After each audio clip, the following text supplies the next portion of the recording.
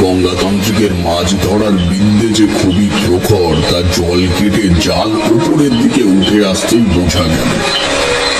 ইতস্তত চাঁদের আলো পড়ায় মাঝে মাঝে জলের ভেতরটা রুটুলি আঁশের ঝলকানিতে ভরে উঠছিল। জিতেন বাবু বললেন, সত্যি আপনার মাছের কপাল আছে সাধুজি, নইলে রাতে এমন মাছ। কি বলেন চক্রবর্তী মশাই? এতে আশ্চর্য হওয়ার কিছুই নেই। আমি যা অনুমান করেছি তা যদি সত্যি হয়, তবে এখনো আরো বেশি চমকে যাবে, এমনকি প্রাণও। যাক যাক, নিজের চোখেই দেখো। এটুকু বলে সে চুপ করিয়ে দিল নিজেকে।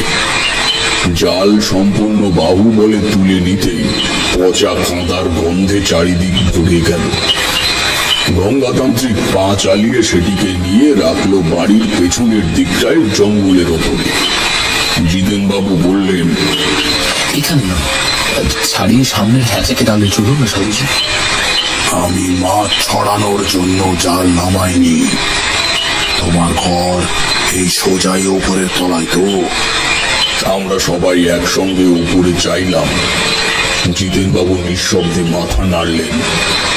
গঙ্গাতান্ত্রিক বললেন, চলুন দেখি, আমরা একটু আড়ালে অপেক্ষা করি।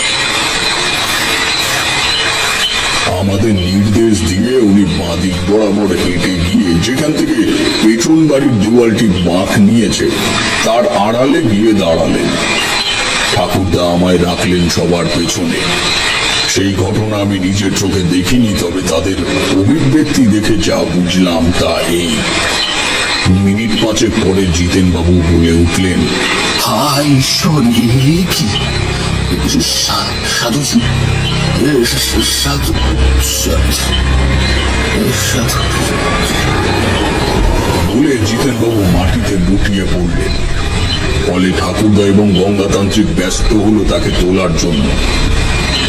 এই ফাঁকে একবারের জন্য আমি পেছনের দৃশ্য দেখেছিলাম।